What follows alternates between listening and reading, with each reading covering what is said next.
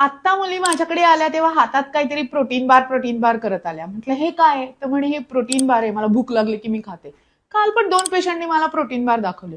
त्याच्यावरचं लेबल वाचायला सांगितलं. लेबलमध्ये प्रोटीन फक्त 10 ग्रॅम होतं. त्यापेक्षा जर का तुम्ही चांगले नट्स घेतलेत आपले, म्हणजे आपण जे म्हणतो ना बदाम, अक्रोड घेतलेत, थोडं खजूरचं त्याच्यामध्ये मिक्सचर टाकलं, किंवा काही आपण बिया म्हणतो की आपण म्हणतो भोपळ्याच्या बिया असतात किंवा कलिंगडाच्या बिया असतात. आता ते सीड्सचं फॅड पण खूप वाढलंय ना, आणि त्याच्यामध्ये मग जर का तुम्ही अनस्वीटन जर का आपण वे प्रोटीन सारखी पावडर टाकली किंवा प्लांट प्रोटीन सारखी पावडर टाकली त्याच्यात, तर ते आपल्याला अधिक फायदेशीर ठरणार आहे. त्याच्यामुळे जे लोक असे बाहेरचे प्रोटीन बार घेतात त्यांनी आधी लेबल वाचा, त्याच्यात काय काय आहे ते बघा, आणि मग त्यानुसार तुम्हाला काय खायचंय की नाही ते ठरवा.